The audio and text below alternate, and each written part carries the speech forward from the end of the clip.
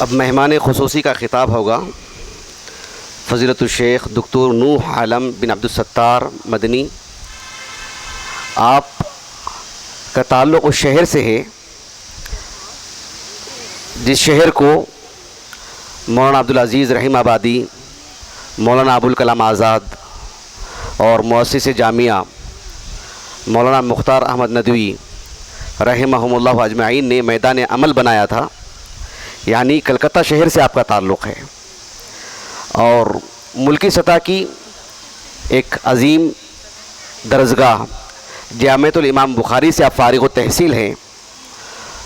پھر جامعہ اسلامیہ سے آپ نے مکمل تعلیم حاصل کی، دکتورا کیا آپ نے۔ تقریباً نصف دہائی سے جامعہ محمدیہ منصورہ بنگلور میں بحیثیت مدرس ہیں اور آج ہمارے درمیان موجود ہیں الحمدللہ۔ جیسے کہ میں نے آغاز میں کہا تھا کہ اپنے قریبی لوگوں کو عزت دینا، ان کی تکریم کرنا اور اپنے محسنین کے ساتھ اچھا اور عمدہ سلوک کرنا، قریبی ساتھیوں کو قدر کی نگاہ سے دیکھنا، یہ اسلامی تعلیمات کا خلاصہ ہے جو آج ادارے نے حسب ضرورت اس کو اختیار کیا ہے۔ آپ جامعہ محمدیہ منصورہ بنگلور مالیگاؤں کے استاذ ہیں۔ اب آپ کا خصوصی خطاب ہوگا انشاءاللہ تعالی۔ السلام علیکم ورحمۃ اللہ وبرکاتہ۔ ان الحمد للہ نحمده ونستعینه ونستغفره ونعوذ باللہ من شرور انفسنا ومن سیئات اعمالنا من يهده الله فلا مضل له ومن يضلل فلا هادي له وأشهد أن لا إله إلا الله وحده لا شريك له وأشهد أن محمدًا عبده ورسوله أرسله بالحق بشيرا ونذيرا وداعيا إلى الله بإذنه وسراجا منيرا. أما بعد فإن خير الحديث كتاب الله وخير الهدي هدي محمد صلى الله عليه وسلم وشر الأمور محدثاتها وكل محدثة بدعة وكل بدعة ضلالة وكل ضلالة في النار. قابل صد احترام اس سالانہ تقریب کے صدر ذی وقار شیخ الجامعہ، نائب شیخ الجامعہ، اساتذہ کرام، معلمات، عزیز طلباء و طالبات اور سرپرست حضرات، آج کے اس پر رونق محفل میں مجھے خوشی ہو رہی ہے، بلکہ میرے لیے سعادت کی بات ہے کہ میں آپ لوگوں کو رسول اللہ صلی اللہ علیہ وسلم کے قول کے مطابق مبارکباد پیش کروں، اس لیے کہ ہم ایک ایسے زمانے میں جی رہے ہیں جو فتنے کا زمانہ ہے، علم کی اہمیت گھٹ گئی ہے، شرعی علم کا دامن لوگ چھوڑ چکے ہیں۔ الغرض آپ طلباء اعظام، طالبات عزیزات جو اس دامن کو تھامے ہوئے ہیں، یقیناً یہ رب کی طرف سے ایک عظیم توفیق ہے۔ رسول اللہ صلی اللہ علیہ وسلم نے فرمایا تھا بدأ الاسلام غریبا وسیعود غریبا فطوبى للغرباء۔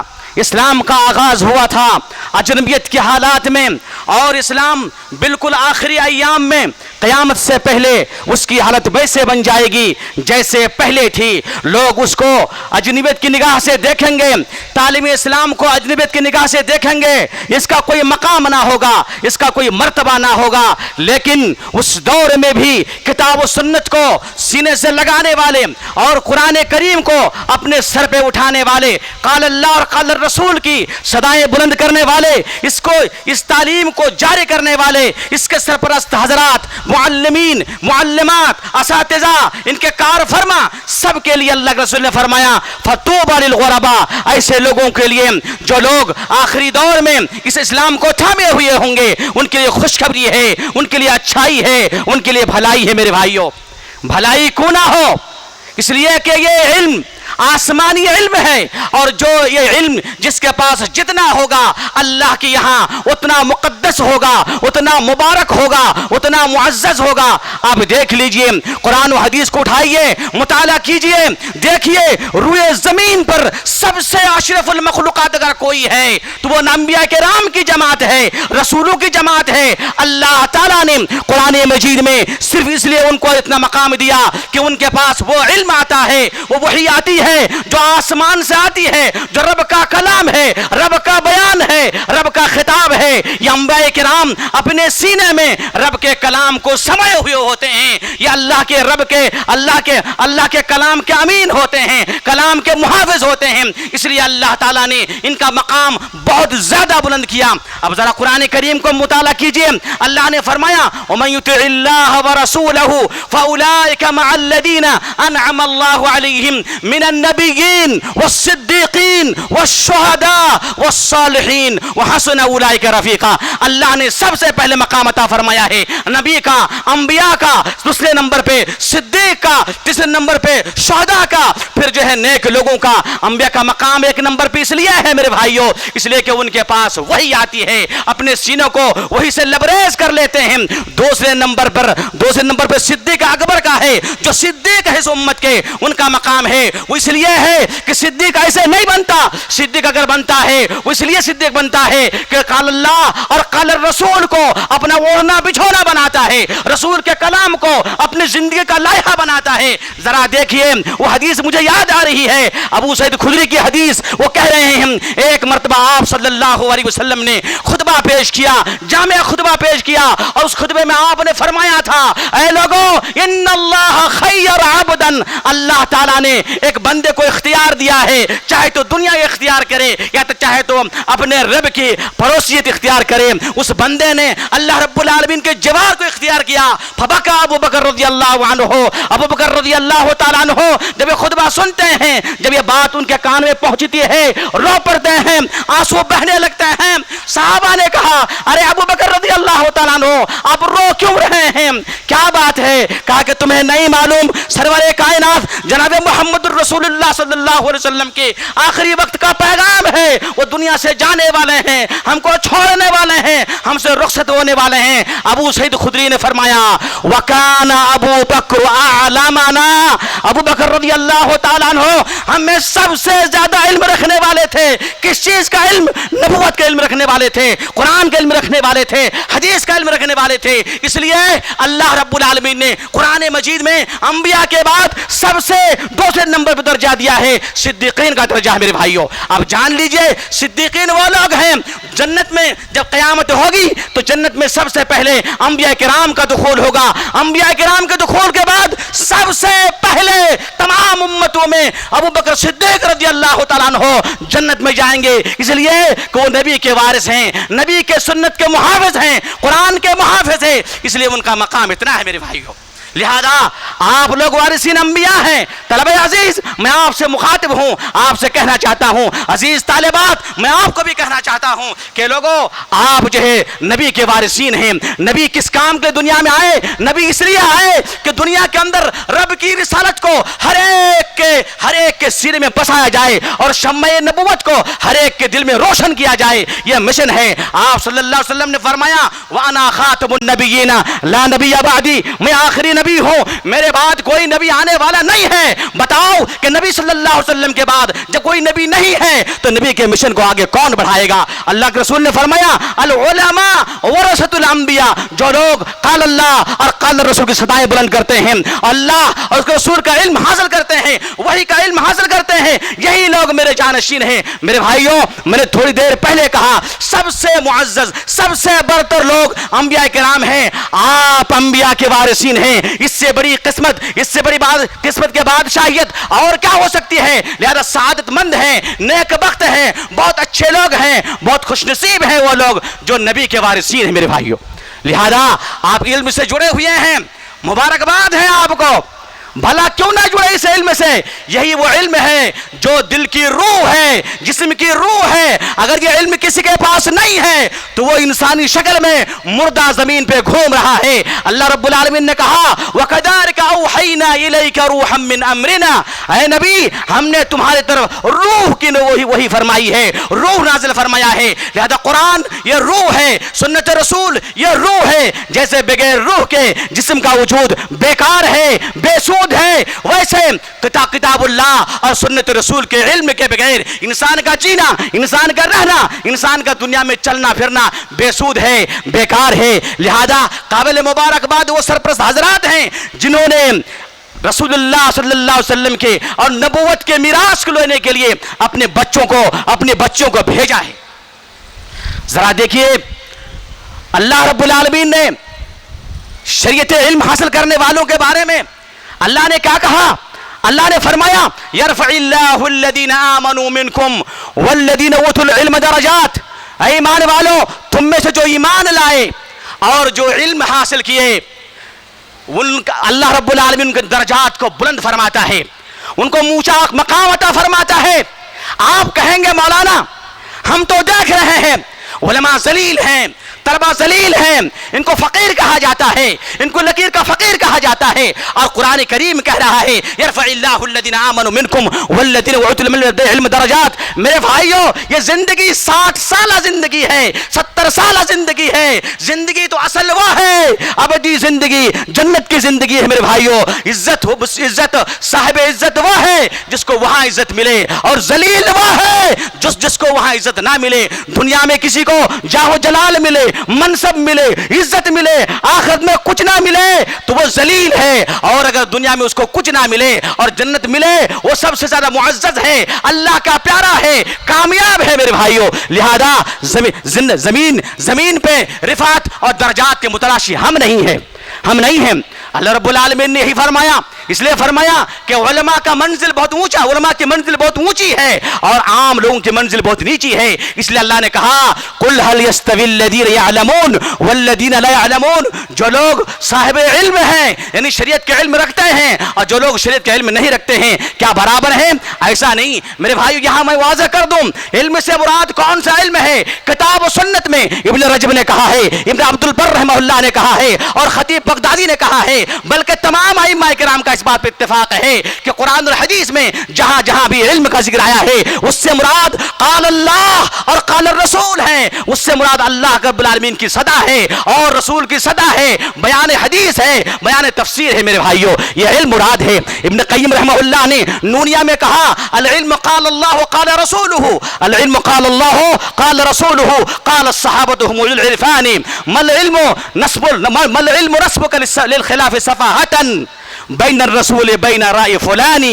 یہ علم وہ ہے جو اللہ تعالیٰ کہے، یہ علم وہ ہے جو رسول پاک صلی اللہ علیہ وسلم فرمائے، اور علم وہ ہے جو صحابہ کرام کی زبان سے نکلے، اس کے علاوہ اور کوئی علم نہیں ہے۔ پھر کہا اللہ تعالیٰ کے ساتھ، اللہ رسول کے ساتھ کسی کے بات کو ٹکرانا یہ بیوقوفی ہے، جہالت ہے۔ جہاں میرے سامنے رسول کی بات موجود ہو، اللہ کی بات موجود ہو، صحابہ کی بات موجود ہو، کشے باسد کائن من کان، کوئی امام ہو، کوئی باپ ہو، کوئی پیر ہو، کوئی سجادہ نشین ہو، گھر کا کتنا بڑا سرپرست کیوں نہ ہو، ان کی بات باطل ہے۔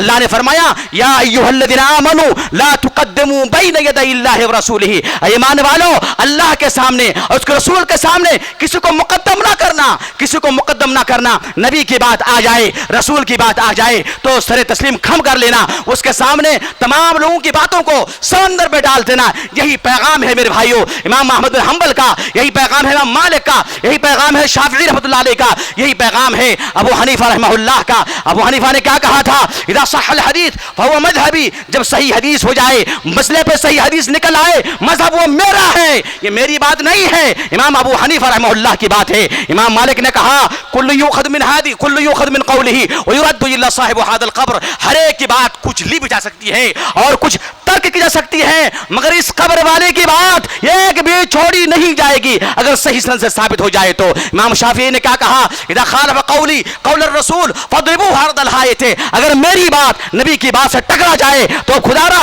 मेरी बात को दीवार पे पटक देना, नबी की बात को ले लेना। इमाम अहमद बिन हंबल ने क्या कहा था, ला तुकल्लिदूनी वला तुकल्लिदू मालिकन वला शाफिई वला औज़ाई खुदू मिन हैथु अखदू, लोगों मेरी तकलीद मत करना और मालिक की तकलीद मत करना, शाफी की तकलीद मत करना और औज़ाई की तकलीद मत करना, इन लोगों ने जहां से लिया है वहीं से लिया करो मेरे भाइयों। लिहाजा यह अजीब इल्म है मेरे भाइयों, इसके सामने दुनिया हीज है, दुनिया हीज है। काबिल मुबारकबाद है आप। अल्लाह के रसूल सल्लल्लाहु अलैहि वसल्लम ने फरमाया ये इल्म ऐसा इल्म है, इसका आगाज में भी भलाई है, निहायत में भी भलाई है। शुरू करेंगे वहीं से आपकी भलाई शुरू हो रही है। अल्लाह के रसूल ने फरमाया मन सलका तरीक़न यल्तमिसु फीही इल्मन सहलल्लाहु लहू बिही तरीक़नल जन्नह। इल्म के लिए पहला कदम जब घर से निकालते हैं, पहला कदम बढ़ाते हैं, वहीं से आपके लिए भलाई शुरू हो जाती है, खैर शुरू हो जाता है और भलाई शुरू हो जाती है। उस इल्म के इंतहा क्या कहना मेरे भाइयों, उस इल्म का इंतहा क्या कहना। अल्लाह के रसूल सल्लल्लाहु अलैहि वसल्लम ने फरमाया व इन्नल आलिमा यस्तगफिर लहू मन फिस समावाति वल अर्द हत्ता अल हितान फी जौफिल मा। आलिम दीन, कुरान का जानने वाला, हदीस का जानने वाला, लोगों को इंसान बनाने वाला, इंसाफ का दर्स देने वाला, जुल्म को मिटाने वाला, हराम को मिटाने वाला, ये ऐसा आदमी है जिसके लिए आसमान और जमीन की तमाम मखलूकात इस्तिग़फ़ार करती है। हत्तल हितान फी जौफिल मा, यहां तक कि मछलियां समंदर के पानी में आपके लिए मग़फ़िरत तलब करती है मेरे भाइयों। क्या मकाम है इस इल्म का मेरे भाइयों। लेकिन मेरे अजीजों, इस इल्म के कुछ तकाज़े हैं।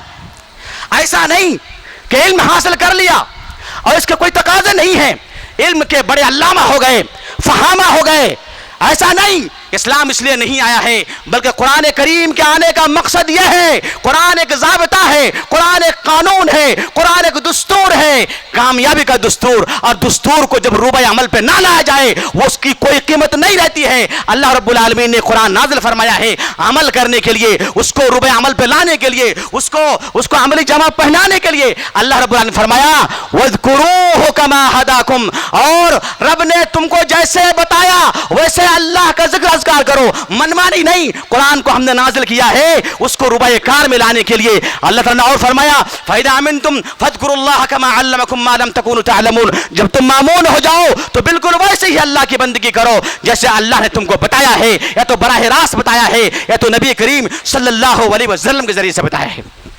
लिहाजा इल्म का सबसे पहला तकाज़ा यह है कि उस पर अमल किया जाए, उस पर अमल किया जाए। अल इल्मु बिला अमलिन कशजर बिला शमरिन, इल्म बगैर अमल के बिल्कुल उस दरख्त के मानंद है जिसमें कोई पत्ते ना हो, कुछ फल ना हो, बिल्कुल झंडा हो, उस दरख्त के मानंद है। उस दरख्त को कोई पसंद नहीं करता, उसकी कोई कीमत नहीं है सिर्फ लकड़ी की कीमत के अलावा। दुनिया में पौधे लगाते हैं, दरख्त लगाते हैं फल खाने के लिए, कुरान उतरा है अमल के लिए, कुरान नबी आए हैं अमल को बताने के लिए। लिहाजा अमल किया जाए। अगर कोई अमल नहीं करता है, अल्लाह रब्बुल आलमीन ने उनको यहूद कहा है, यहूद के मुशाबे हैं, यहूद के भाई हैं। हम हर नमाज में पढ़ते हैं इहदिना सिरातल मुस्तकीम सिरातल लज़ीना अनअमता अलैहिम गैरिल मग़दूबि अलैहिम वलद्दाल्लीन। ऐ अल्लाह तुम्हें राह मुस्तकीम हमें अता फरमा और उन लोगों की राह ना अता फरमा जिन पर तेरा गैज़ो गज़ब हुआ है। यहूदी, इससे मुराद ये यहूदी लोग बड़े बड़े आलिम दीन थे, इल्म के पहाड़ थे, इल्म के जबल थे,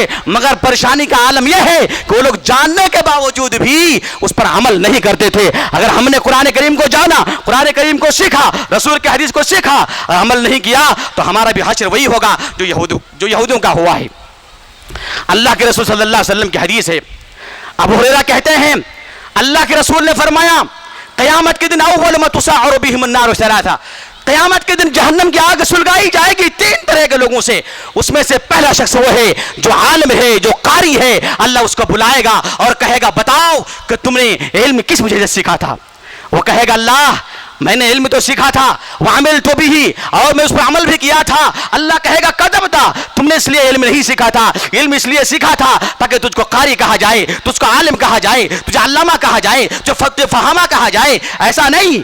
फिर झूठ अल्लाह रब्बुल आलमीन कहेगा कि जाओ इसकी नकील पकड़ करके जहन्नम में घसीट के डाल दो, अल्लाह ताला उसको डाल देगा मेरे भाइयों। लिहाजा इल्म के साथ साथ अमल की भी बहुत जरूरत है। आप जरा देखिए, आप सल्लल्लाहु अलैहि वसल्लम की जिंदगी को देखिए, आप पर कुरान करीम उतरा और आप कुरान करीम का नमूना बन गए अमल के तौर पर। عمل کے دور میرے بھائیوں یہ قرآن کریم کتاب ہدایت ہے. کتنے لوگ پڑھتے ہیں کتاب کو, کتنے لوگ پڑھتے ہیں؟ کتاب ہدایت اس لیے ہے کہ آپ پڑھیں, ہدایت یافتہ ہو جائیں اور آپ اس کتاب کے مطابق عمل کریں تاکہ دوسرے لوگ آپ کو دیکھ کر کے, آپ کی شکل کو دیکھ کر کے, آپ کی حیت کو دیکھ کر کے, آپ کا حرکات کو دیکھ کر کے اسلام لائیں. ایسا ہی تھا, ایسے اسلام پھیلتا ہے. لہذا علم کے ساتھ ساتھ اگر عمل نہیں ہے وبال جان ہے. اللہ کے رسول نے فرمایا القرآن حجت لکا او علیکا, قرآن یا تو آپ کے لیے دلیل ہے یا آپ کے خلاف دلیل ہے. اگر آپ نے قرآن کے مطابق عمل کیا تو آپ کے لیے دلیل ہے, اگر قرآن کے خلاف عمل کیا, قرآن کو پس پشت ڈال دیا, یہ آپ کے خلاف حجت ہے میرے بھائیوں. لہذا علم کا دوسرا تقاضا یہ ہے میرے بھائیوں کہ انسان اخلاق مند بنے.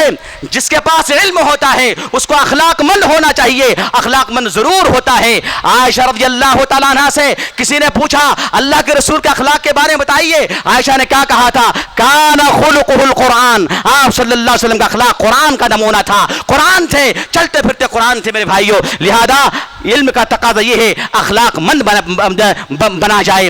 تیسرا تقاضا اس کا یہ ہے میرے بھائیوں کہ علم جس کے پاس ہوتا ہے وہ نرم ہوتا ہے, وہ متواضع ہوتا ہے, وہ اس کے اندر خاکساری آتی ہے, اس کے اندر نرمی آتی ہے, اس کے اندر تکبر, بڑکپن, کبریائی نہیں آتی ہے. اگر کسی کے پاس بڑکپن آ جاتا ہے, کبریائی آ جاتی ہے, تکبر آ جاتا ہے, یقین جانیے وہ صاحب علم نہیں ہے. آپ صلی اللہ علیہ وسلم بہت متواضع تھے, بہت متواضع تھے. اور تواضع کے سلسلے میں اللہ کے رسول نے فرمایا من تواضع للہ رفعہ اللہ, جس نے اللہ کے واسطے تواضع اختیار کیا, خاکساری اختیار کی, اللہ تعالیٰ اس کے مقام و مرتبے کو بلند فرماتا ہے. میرے نبی کے تواضع کا حال یہ تھا, میرے نبی کے تواضع کا حال یہ تھا میرے بھائیوں, چھوٹے چھوٹے بچوں کو آپ سلام کرتے تھے. سید المرسلین ہے جس کے ہاتھ میں قیامت کے دن حمد کا جھنڈا ہوگا, جن کے شفاعت کے لیے سارے لوگ پریشان ہوں گے. آپ صلی اللہ علیہ وسلم یہ نہیں سمجھتے میں امام الانبیاء ہوں, میں نہیں سمجھتے, چھوٹے چھوٹے بچوں کو سلام کرتے ہیں, السلام علیکم نکلتے تھے. انس رضی اللہ عنہ کہتے ہیں آپ صلی اللہ علیہ وسلم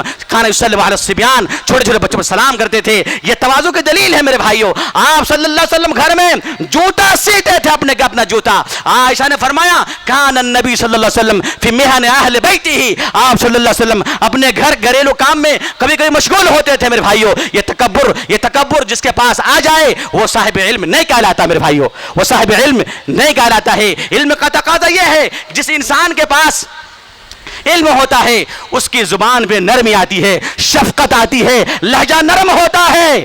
اللہ کے رسول اللہ تعالیٰ نے کہا میرے نبی کے بارے میں جو سب سے بڑے عالم تھے, آپ نے اللہ نے فرمایا وَلَوْ كُنْتَ فَضًّا غَلِيظَ الْقَلْبِ لَانْفَضُّوا مِنْ حَوْلِكَ, اے نبی اگر تمہاری زبان پہ تلخ ہوتی, تمہارے زبان پہ ترشروئی ہوتی, تمہارے زبان پہ اگر کرختگی ہوتی تو تمہارے ساتھی لوگ تم سے بھاگ کھڑے ہو جاتے. میرے نبی رحمت اللہ عالمین تھے, زبان کے پیارے تھے, جب بولتے تھے تو لگتا ہے کہ آپ کی زبان سے شہد بہ رہا ہے, شہد نکل رہا ہے میرے بھائیوں. لہذا یہ علم کا تقاضا یہ ہے کہ وہ زبان پہ کنٹرول رکھے, اپنی زبان پہ تواضع اختیار کرے اور زبان سے کسی کو تکلیف نہ پہنچائے. میرے بھائیوں علم سیکھنے کی کچھ ذمہ داریاں بھی ہے, ایسا نہیں. علم سیکھنے کی کچھ ذمہ داریاں ہیں, چاہے وہ لڑکے ہوں یا لڑکیاں ہوں, طالب ہوں یا طالبہ ہوں. میرے بھائیوں ان ذمہ داریوں میں سے پہلی ذمہ داری یہ ہے کہ علم پر سب سے پہلے اپنے آپ کو اس علم پر اتارا جائے, اس علم کا نمونہ بنایا جائے. اور دوسرے نمبر پہ یہ ہے اللہ رب العالمین نے فرمایا وَأَنذِرْ عَشِيرَتَكَ الْأَقْرَبِينَ, اے نبی علم سیکھا ہو, تمہارے پاس علم ہے, تم سب سے پہلے اپنے قریبی رشتہ داروں کو ڈراؤ اللہ کے عذاب سے. ابن عباس رضی اللہ عنہ کہتے ہیں جب قرآن کریم کی آیت نازل ہوئی آپ صلی اللہ علیہ وسلم رب کی حکم کی تعمیل کے لیے کوہ صفا پہ چڑھتے ہیں اور ادھر صدا لگاتے ہیں اے قریش کے لوگوں, عبد مناف کے لوگوں, اے فاطمہ, اے بنو ہاشم, اے بنو عبد مناف, آؤ, اور بلاتے ہیں اور کہتے ہیں بتاؤ اے محمد آپ نے ہمیں کیوں بلایا ہے. کہا کہ دیکھو اگر میں بتاؤں اس پہاڑی کے پیچھے سے کوئی دشمن آ رہا ہے جو تم پر حملہ کرنے والا ہے, کیا تم لوگ میری بات کی تصدیق کرو گے؟ انہوں نے کہا ما جربنا علیک کذبا, ہم نے آپ پر کبھی جھوٹ کا تجربہ نہیں کیا ہے, جھوٹ ہم نے کبھی آپ کے بارے میں سنا نہیں ہے, لہذا آپ سچے ہیں. کہا या फातिमा तो अनक़िदी नफ्सिक मिनन नार, ऐ फातिमा अपने आप को जहन्नम की आग से बचा लो, ऐ अब्बास अपने आप को जहन्नम की आग से बचा लो, कुरैश के लोगों जहन्नम की आग से बचा लो। अल्लाह ने मुझे हुक्म दिया है, पहली जिम्मेदारी ये है कि मैं अपने आप को बचाऊं और अपने अहले खाना को, अपने रिश्तेदारों को बचाऊं। मेरे भाइयों, मेरे अजीज तलबा, अजीज तालिबात, आप छुट्टी में घर जाएंगे, आपके वालिद मोहतरम नमाज पढ़ते हैं कि नहीं पढ़ते हैं, आपकी माँ नमाज पढ़ती है कि नहीं पढ़ती है, आपके घर वाले नमाज पढ़ते हैं कि नहीं पढ़ते हैं, ये जिम्मेदारी आपकी है। कू अनफुसकुम व अहलीकुम नारा, अपने आप को जहन्नम से बचाओ, अपने घर वालों को बचाओ। लिहाजा आपकी जिम्मेदारी बनती है, जैसे आपके नबी ने, आपके आका ने, आपके पेशवा ने, आपके इमाम ने कोई सफा पे चढ़ करके अपने कुंबे कबीले को दावत दी थी, इस तरह से आप पर फर्ज है आप उनको दावत दें, आपका काम दावत देना है। मेरे भाइयों, इस इल्म की जिम्मेदारी एक ये भी है कि दावत के मैदान पे आपको पागल होना चाहिए। कैसे पागल होना चाहिए? आप सल्लल्लाहु अलैहि वसल्लम के बारे में अल्लाह ने फरमाया कि नबी करीम सल्लल्लाहु अलैहि वसल्लम की हालत ये थी, फलअल्लका बाखिउन नफ्सका अला आशारिहिम इन लम युमिनु बिहादिल हदीथ असफा। ऐ नबी, मुझे लग रहा है कि अगर ये लोग ईमान ना लाए जिसकी तुम तबलीग कर रहे हो, मुझे लग रहा है कि तुम हुज़्न मलाल पे रंजीदा खातर होकर के अपने आप को हलाक ना कर दो। नबी का आलम यह था, लिहाजा दूसरों के हिदायत के तई आपको खोगर होना चाहिए, आपको हरीस होना चाहिए, आपको परेशान होना चाहिए। आपके अब्बू को नमाजी कैसे बनाए, आपकी बहन को नमाजी कैसे बनाए, आपकी माँ को नमाजी कैसे बनाए, ये जिम्मेदारी बनती है। तीसरी जिम्मेदारी यह है, दावत के मैदान पर जब जाएंगे तो आपको लोग पागल कहेंगे, मुतव्वा कहेंगे, हाँ कितने पढ़ के आ गए, जामिया मोहम्मद में पढ़ के आए और कोई आलिम दीन नहीं है। इस पर सब्र करना है। मेरे नबी ने सब्र किया, उसकी मिसाल मैं बयान नहीं कर सकता। मेरे भाइयों, मेरे नबी ताइफ गए, आपके पीठ को छलनी छलनी कर दिया गया, खून बहता रहा, फिर भी अल्लाह के रसूल सल्लल्लाहु अलैहि वसल्लम ने दावत का काम नहीं छोड़ा, दावत का काम नहीं छोड़ा। लिहाजा यह आपकी जिम्मेदारी बनती है, आप दावत दें। मेरे भाइयों, मेरी बहनों, अजीज तालिबात, आपको जामिया मोहम्मदिया मंसूरा बंगलोर उन्होंने आपको तालीम दी। इसका मकसद वहीद यह है कि आप एक माँ नहीं है, आप एक फर्द नहीं है, बल्कि आपको तैयार कर गए। हमारी ख्वाहिश है, हमारी विजन है, हम एक नस्ल को तैयार करना चाहते हैं, हम एक उम्मत को तैयार करना चाहते हैं। हाफिजुन नील हाफिज इब्राहिम ने कहा था कि अल-उम्मु मदरसतुन इदा अअददतहा फक़द अअददता शय्यबन तय्यबल अराक़ी। एक माँ, एक लड़की, एक मदरसा हुआ करती है। अगर आपने एक खातून को तैयार कर दिया तो गोया कि आपने एक नस्ल को तैयार कर दिया। आप ही खाना घर को तैयार कर सकती हैं, इस्लाह की जिम्मेदारी आपकी है। मैं आपको 2-3 वाकया सुनाता हूं। औरतें अगर चाहें, ठान लें तो घर को बिल्कुल तब्दील कर सकती है, बदल सकती है। मेरे भाइयों, जरा देखिए एक वाकया को। आप सल्लल्लाहु अलैहि वसल्लम, बहुत मशहूर किस्सा है, बुखारी की रिवायत है। आप सल्लल्लाहु अलैहि वसल्लम जब गारे हिरा से लौटे, आप डरे हुए थे, सहमे हुए थे, आप कह रहे थे लगता है कि मैं हलाक हो जाऊंगा, बर्बाद हो जाऊंगा। ये खातून की एक आवाज थी, खातून की गुफ्तगू थी, खातून ने एक ऐसा आप सल्लम को पैगाम दिया।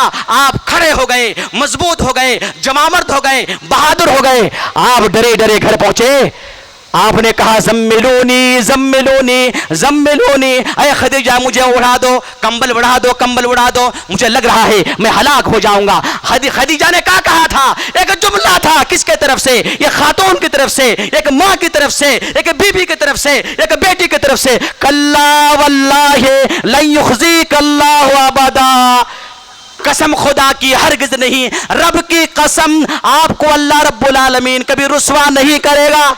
क्यों रुस्वा नहीं करेगा? आप नबी हैं, आप साहिब हक हैं, आप हक बात की तलकीन करते हैं। इन्नका तक्सिबुल मुअदिमा, आप बेसहारों के मावा हैं, आप बेवाओं के मददगार हैं, यतीमों की किफायत करते हैं और बहुत सारे लोगों के अच्छे काम करते हैं। लिहाजा अल्लाह ताला आपको हलाक नहीं करेगा। खदीजा का जुमला मेरे नबी को खड़ा कर दिया, मेरे नबी में रूह फूंक दी। आप खड़े हो गए और ताजा दम होकर के फिर अपनी दावत पे लग गए। मेरे भाइयों, जरा देखिए सलह हुदैबिया के मकाम पे खातून का क्या किरदार रहा। सलह हुदैबिया के मकाम पे जब सहाबा इकराम उम्रा करने के लिए आए थे, मक्का वालों ने रोक दिया कि नहीं जा सकते। आपने हुक्म फरमाया कि लोगों, सब कोई अपने अपनी ऊँटनी को ज़बह करे और अपना सर जो है मुंडा ले। सहाबा इकराम इसमें आगे पीछे इसलिए कर रहे थे कि बड़े दूर से हम आए हैं, शौक है खाने काबा में जाने का, शायद कि अल्लाह रब्बुल आलमीन नबी पर वही नाजिल कर दे और कह दे कि तुमने जो मना किया है उसको बातिल कर दो, लोगों को जाने दो। इस उम्मीद से सहाबा इकराम आगे पीछे कर रहे थे। आप सल्लल्लाहु अलैहि वसल्लम घर आए, उम्मे सलमा ने देखा, आप सल्लल्लाहु अलैहि वसल्लम के चेहरे पे गैज़ो गज़ब के आसार हैं। आपने कहा, उम्मे सलमा ने कहा, अल्लाह के रसूल क्या बात है? कहा कि सहाबा इकराम को मैं हुक्म दे रहा हूं और ये ज़बा नहीं कर रहे हैं। उम्मे सलमा ने क्या सुझाव दिया, क्या मशवरा दिया? देखिए मेरे भाइयों, आप घर को संभाल सकती हैं, घर की इस्लाह कर सकती हैं। उम्मे सलमा ने कहा, अल्लाह के रसूल आप सल्लल्लाहु अलैहि वसल्लम आप घर से बाहर निकलें और निकल करके सबसे पहले आप अमल करके दिखाएं, आप सर मुड़ाएं, अपनी कुर्बानी ज़बा करें। जो ही करना था सहाबा को यकीन हो गया, अब वही आने वाली नहीं है, हमारी अल्लाह के रसूल की बात करने से वाली होने वाली नहीं है। तमाम सहाबा किराम ने अपनी कुर्बानी को ज़बा किया, अपने हदी को ज़बा किया और अपने सर को मुंडा लिया। किसका मशवरा था? उम्मे सलमा का मशवरा था मेरे भाइयों, उम्मे सलमा का मशवरा था। जरा देखें, इन माओं ने बड़े बड़े उलमा पैदा किए, अपने घर की सलाह की। इमाम मालिक रहमतुल्लाह अलैह कहते हैं, जब मैं छोटा था तो मेरी रग़बत म्यूजिक में, गाने की तरफ था। मेरी माँ ने मुलाहजा किया कि मैं गाने की तरफ जा रहा हूं। मेरी माँ ने मुझे पकड़ा और पकड़ कर कहा, बेटा यह हराम है, यह दुरुस्त नहीं है। इमाम मालिक का जुमला है, वअलबसतनी सौबन मुशम्मरन, और मेरी माँ ने मुझको ऐसा लिबास पहनाया, मुशम्मरन, जो टखनों से ऊपर है, इस्लामी लिबास पहनाया। वअलबसनी तवीला, और मेरी माँ ने मुझको पगड़ी पहनाई, तालिब इल्म बनाया शक्ल से, और कहा, बेटा तुम्हारा काम ये नहीं है जो तुम करने जा रहे थे, तुम्हारा काम ये है मस्जिद नबवी में जाओ, वहां अल्लाह के रसूल की मिरास तकसीम हो रही है, जाओ वहां से हासिल करो। इमाम मालिक बने, किसके तदबीर से बने? अल्लाह के फजल करम के बाद इमाम मालिक रहमतुल्लाह अलैह की माँ की तदबीर की वजह से इमाम मालिक बने मेरे भाइयों। इमाम सुफियान सौरी कहते हैं, जब मैं पढ़ने लगा मेरे घर में पैसा नहीं था, मेरी माँ ने देखा मेरी रग़बत है, मेरी माँ ने कहा, बेटा पढ़ना तुम्हारा काम और तेरे नान नफकी की जिम्मेदारी मुझ पर है। साहमिलो नफकतका बेमिग़ज़लिन, बेटा तू जा पढ़ने के लिए, मदरसे में जा, मोहम्मद मंसूर बेंगलोर जा, और तेरी जिम्मेदारी, फीस की जिम्मेदारी मुझ पर है। मैं कैसे अदा करूंगी? तरीका मुझे मालूम है, मैं सूत काट करके तुम्हारी फीस अदा करूंगा। इमाम सुफियान सौरी ऐसे नहीं बने मेरे भाइयों, माओं ने बनाया है मेरे भाइयों, इन माओं का किरदार रहा है। इमाम अहमद बिन हंबल रहमहुल्लाह कहते हैं, इमाम अहमद बिन हंबल जानते हैं ना सब, इमाम अहले सुन्नत वल जमा, ऐसे इमाम पैदा नहीं हुए, फितने के दौर पे चट्टान बन के खड़े हो गए खल्के कुरान के मसले पे, और पूरी दुनिया को बावर करा दिया कि ला तज़ालु ताइफ़तुम मिन उम्मती ज़ाहिरीन अल हक़, हर जमाने में एक गिरोह ऐसा रहेगा जो हक पर डटे रहेगा, उसको कोई आगे पीछे नहीं कर सकता, उसको कोई बिगाड़ नहीं सकता। इमाम अहमद बिन हंबल कैसे बने मालूम? जरा गौर कीजिए। इमाम अहमद बिन हंबल कहते हैं, इनका घर बगदाद में था, ये कहते हैं कि मेरा बाप का इंतकाल पहले हो चुका था, मैं यतीम हो चुका था, मेरी माँ थी, मैं हदीस के बात करने जाता था।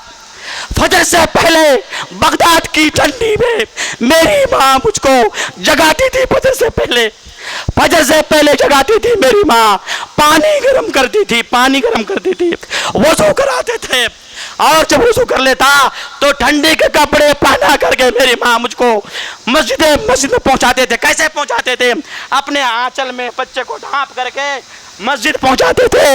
इमाम अहमद बिन हंबल ने कहा कि मैं अहमद बिन हंबल ऐसे नहीं हो गया हूँ, मेरी माँ का किरदार है, मेरी माँ ने मुझको अहमद बिन हंबल बनाया है। फजर से पहले कहाँ गई वो माएँ हमारी, कहाँ गए बहनें हमारी जो मैं अहमद बिन हंबल बन सके? अगर आज भी पैदा हो जाए ऐसी माएँ, अहमद बिन हंबल बनना मुश्किल नहीं है, मगर जरूरत है तय करने का, जरूरत है मुझे हौसला बनाने का। मेरे भाइयों आप जरा देखिए, अगर बीवी अच्छी हो घर संवर जाता है। मेरे भाइयों एक वाकया बयान करके मैं अपनी बात खत्म करूंगा। देखिए अब्दुल्लाह बिन मुबारक रहमहुल्लाह बहुत बड़े मुहद्दिस भी थे, फकीह भी थे। अब्दुल्लाह बिन मुबारक एक ऐसे عالم دین ہیں جس کو اللہ رب العالمین نے علم بھی دیا تھا اور پیسہ بھی دیا تھا, دولت بھی دیا تھا. وہ بغداد سے ہر سال اپنے پیسے سے وہاں کے علماء, وہاں کے عوام کو حج کراتے تھے.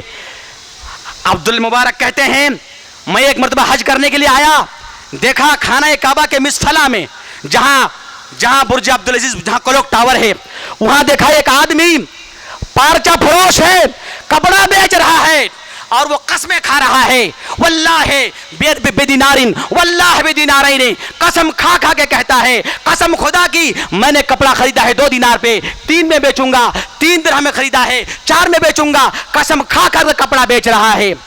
احمد بن حنبل نے کہا جو انسان قسمیں کھا کھا کے اپنی تجارت کو بڑھاتا ہے وہ جھوٹا ہوتا ہے, اس نے اس سے کوئی کپڑا نہیں لیا. پھر اور ایک سال آیا, کئی سال گزر گیا, ایک سال آیا تو دیکھا کہ وہی آدمی وہیں پہ کپڑا بیچ رہا ہے, وہیں پہ کپڑا بیچ رہا ہے, مگر اس بار وہ قسم نہیں کھا رہا ہے, قسم نہیں کھا رہا ہے. جب لوگوں کی بھیڑ ختم ہوئی, عبداللہ بن مبارک رضی اللہ رحمہ اللہ ان کے پاس آئے اور کہنے لگے کیا تم وہی آدمی نہیں ہو جو سال ہاں سال اسی جگہ تم کپڑا بیچتے ہو؟ کہا ہاں میں وہی آدمی ہوں. کہا کہ ذرا ایک بات بتاؤ کہ میں اس سے پہلے کئی بار حج کرنے کے لیے آیا اور تم کو میں نے ہر بار دیکھا کہ تم قسمیں کھا کھا کر کے کپڑے بیچ رہے ہو, مگر اس بار تم کو کچھ الٹا پایا, مختلف پایا, وہ یہ کہ تم اس بار قسمیں کھا نہیں رہے ہو. وجہ کیا ہے میرے بھائیو؟ سنو وجہ کیا ہے. وہ آدمی بتانے لگا, عبداللہ بن مبارک سنیے میرا ماجرا یہ ہے, میری پہلی بیوی تھی, وہ کہہ رہی تھی جب میں کپڑا بیچ رہا تھا, کہتی تھی جاؤ اتنا پیسہ نفع کر کے گھر میں ضرور لانا, نہیں تو گھر میں تمہارا دخول ممنوع ہے. مجبوراً مجھے قسم کھا کھا کے کپڑا بیچنا پڑتا تھا. لیکن میری اس بیوی کا انتقال ہو گیا, ابھی میں نے دوسری شادی کی ہے, اور یہ جو شادی میں نے کی ہے دوسری اللہ والی ہے. جب میں گھر سے نکلتا ہوں میرا دامن تھام لیتی ہے اور کہتی ہے اے آدمی سنو, میرے شوہر سنو, دنیا میں کچھ بھی ہو جائے ہمارے پیٹ میں, ہمارے اہل خانہ کے پیٹ میں ذرہ برابر بھی حرام نہیں جانا چاہیے. اگر تم پورے دن کپڑا بیچو, صحیح بیچو, سچ کے ساتھ بیچو, نفع نہ ہو کوئی بات نہیں, مگر جھوٹ کہہ کر کے ہمارے پیٹوں کو حرام سے مت بھرنا. یہ کون تھی؟ ایک ماں تھی میرے بھائیوں, ایک ماں تھی. لہذا ماں گھر کی اصلاح کرتی ہے اور گھر کی ذمہ داری ان پر بھی ہے. یہی ہے وہی وجہ ہے اللہ کے رسول صلی اللہ علیہ وسلم نے فرمایا تھا الدنیا کلها متاع وخیر متاع الدنیا المرأة الصالحة. یہ دنیا پورا ساز و سامان ہے اور اس دنیا میں سب سے بہترین ساز و سامان المرأة الصالحة ہے, نیک بیوی ہے. جس کو نیک بیوی مل جائے وہ دنیا میں بھی جنتی ہے اور آخرت میں بھی جنتی ہے. اللہ تعالیٰ سے دعا ہے کہ پروردگار عالم تو ہم تمام کو شرعی علم حاصل کرنے, اس پر عمل کرنے, اس کے تقاضے کو پورا کرنے اور گھر کی اصلاح کرنے کی توفیق عطا فرما. اقول قولی هذا واستغفر الله لي ولكم ولسائر المسلمين فاستغفروه انه هو الغفور الرحيم. والسلام عليكم ورحمة الله وبركاته.